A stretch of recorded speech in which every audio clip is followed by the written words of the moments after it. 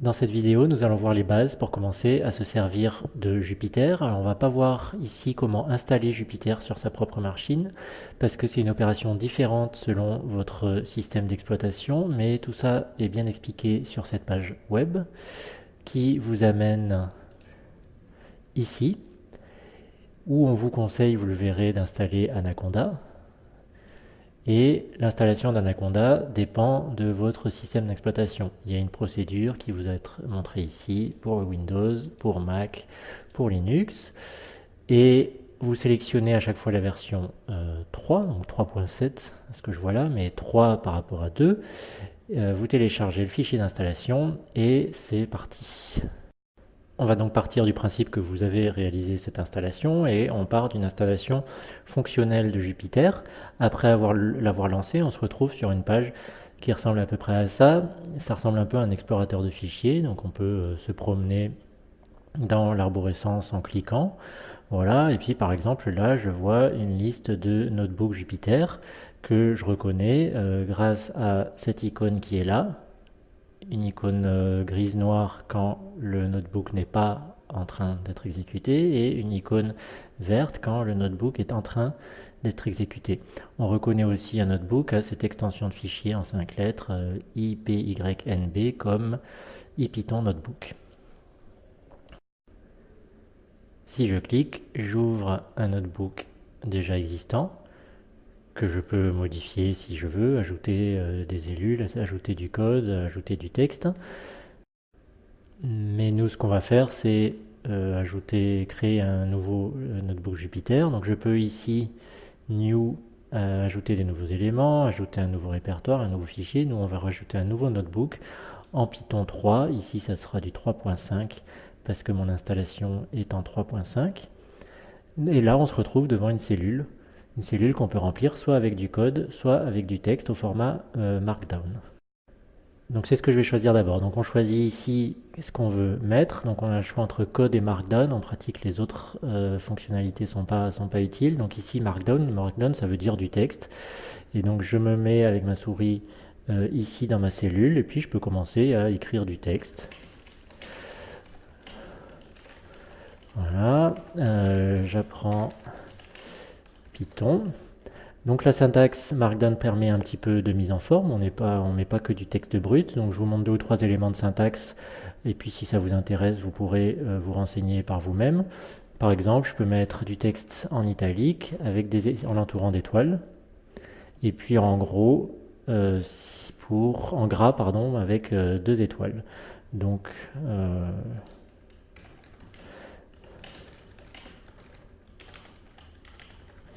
hop, je mets deux étoiles. Voilà, ça va le faire en gras. Et donc pour avoir le résultat, je clique sur l'icône Run ici. Et voilà le résultat.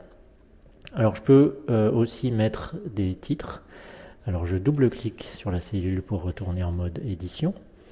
Je peux mettre des titres. Donc si je mets un dièse avant le titre, ça va me faire un gros titre comme ça. Et puis deux dièses pour avoir un texte un peu plus petit. Trois dièses. Voilà, 4 dièses, je pense qu'on peut aller jusqu'à 6. Et donc si j'exécute, j'aurai quelque chose comme ça. Voilà, on peut faire plein de choses, on peut mettre des images, on peut mettre des tableaux, on peut mettre de la couleur, on peut mettre des liens. Vous pourrez trouver tout ça sur Internet, mais bon, déjà avec ce que je viens de vous montrer, vous pouvez mettre un peu en forme les explications de votre code. Parce que bien sûr, Jupyter, ça ne sert pas à écrire du texte, bien sûr, ça sert à écrire du code, et ici du Python. Donc j'ajoute une nouvelle cellule, là j'en ai déjà une, mais j'en ajoute une autre en cliquant sur le plus ici. Voilà, donc là j'ai une nouvelle cellule qui vient d'être créée. Et puis cette fois, j'ai code ici, c'est la valeur par défaut, et je peux commencer à mettre du code. Donc par exemple, je vais mettre un print, ceci est mon premier notebook Jupyter. J'exécute ça, et donc sans surprise, le résultat de l'exécution de ce code, c'est le print. Je peux bien sûr manipuler des variables.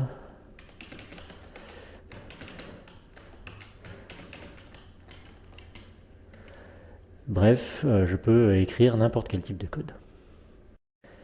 Et puis, Si j'exécute ça, il ne se passe rien. Par contre, si à la fin de la cellule ou bien dans une nouvelle cellule, je mets le nom d'une variable, j'exécute et je peux visualiser le résultat, la valeur associée à cette variable. Le gros avantage de Jupyter, c'est que vous pouvez travailler sur une cellule sans avoir à tout exécuter. Par exemple, ici, je manipule des variables A et B, donc je vais faire par exemple print A fois B, j'exécute ça, 15, et puis vous voyez que je ne vais pas re-exécuter la cellule qui définit ces variables A et B, je peux modifier cette cellule autant de fois que je veux, et je n'ai pas à réexécuter le reste du notebook. Par contre, ça occasionne deux petits pièges dont je vous parle tout de suite. Le premier, c'est que si une cellule n'a pas été exécutée, son contenu n'est jamais pris en compte. Par exemple, donc là, j'ai deux cellules qui sont toutes nouvelles, qui n'ont jamais été exécutées. Disons que dans la première cellule, je vais définir une variable x égale 10. Dans le deuxième, je vais faire print x fois 2. Si j'exécute la deuxième cellule alors que je n'ai pas exécuté la première, je vais avoir une erreur qui me dit le nom x n'est pas défini, la variable x n'est pas définie et donc je ne sais pas afficher x fois 2 puisque je ne sais pas quelle est la valeur de x, tout simplement parce que j'ai jamais exécuté cette ligne-là. Donc d'abord j'exécute cette ligne-là et ensuite j'exécute cette ligne-là pour avoir mon résultat. Si j'ai pas exécuté la première cellule, la seconde ne fonctionnera pas. Le deuxième piège, c'est que les variables définies continuent d'exister même si je supprime le code qui les a définies. Donc par exemple ici, je peux manipuler A et B, bien sûr.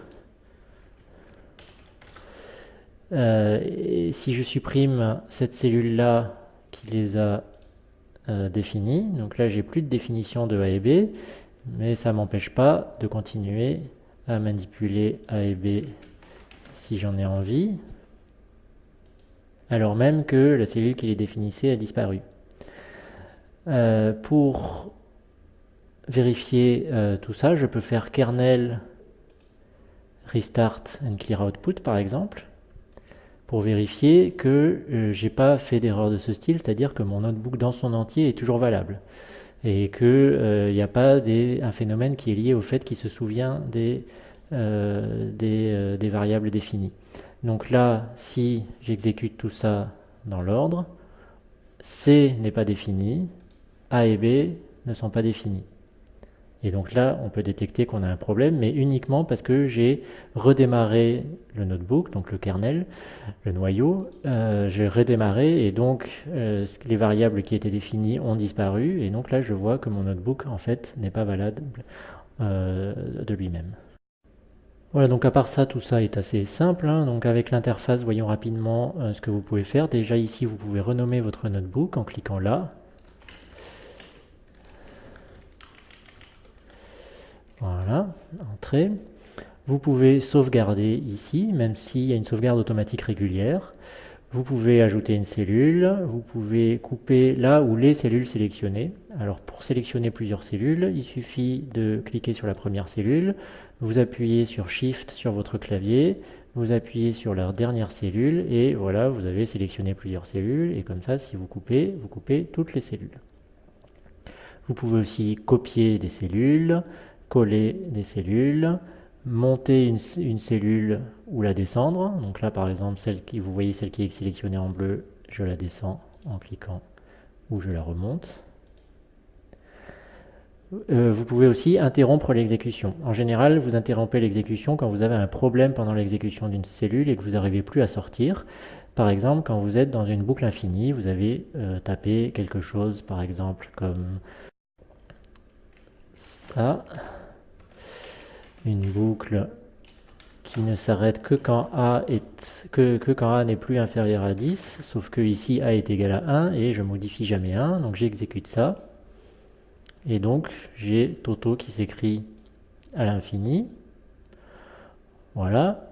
Et il ne va jamais s'arrêter, vous n'arrivez plus à sortir, parce que A ne va jamais être supérieur à 10, et donc vous êtes bloqué, vous n'avez pas de condition d'arrêt.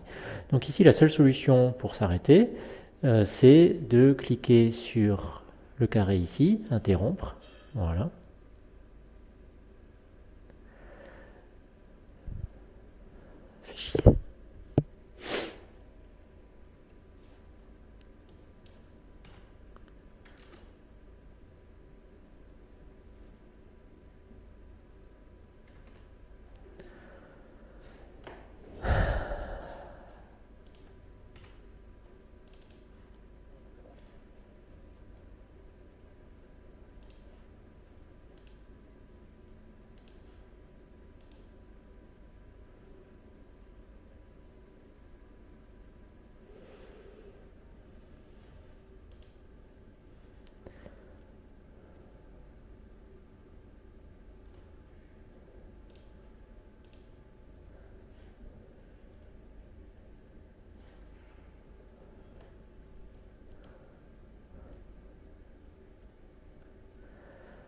Ça.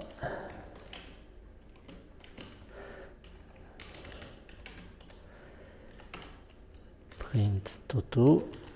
Voilà, vous exécutez ça. Et là, ça va jamais s'arrêter puisque vous n'avez pas de condition d'arrêt. C'est-à-dire que A ne sera jamais autre chose qu'inférieur à 10, puisque A est égal à 1, et A n'est jamais modifié. Donc le programme est condamné à écrire Toto à l'infini. C'est ce qu'on voit là. La cellule est en cours d'exécution, vous le voyez, parce que vous avez une étoile qui est présente ici. D'accord? Donc cette étoile vous indique que la cellule est en cours d'exécution.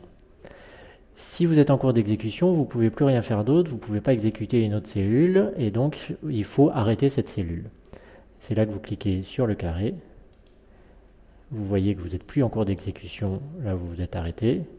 Et à la fin, vous avez voilà, Keyboard Interrupt, parce que c'est une simulation d'une interruption demandée par le clavier. Ensuite, dans les menus, vous avez des choses assez classiques que vous pouvez regarder par vous-même.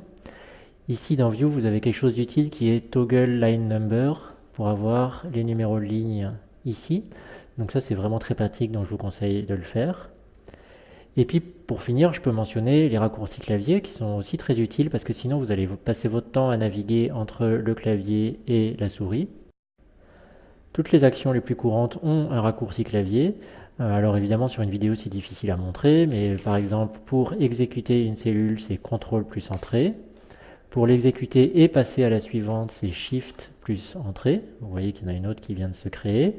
Pour insérer une cellule, vous sortez avec échappe de la cellule et puis vous appuyez sur B et vous avez créé une nouvelle cellule, etc. Vous pouvez cliquer ici sur le petit clavier là pour avoir la liste de tous les raccourcis clavier qui existent. Vous pouvez même en créer de nouveaux si vous le souhaitez. Voilà pour l'essentiel. Il y a beaucoup d'autres choses intéressantes avec Jupyter que vous pouvez faire, mais bon, avec ce que je viens de vous dire, vous êtes capable de vous débrouiller et vous pouvez très bien découvrir le reste par vous-même.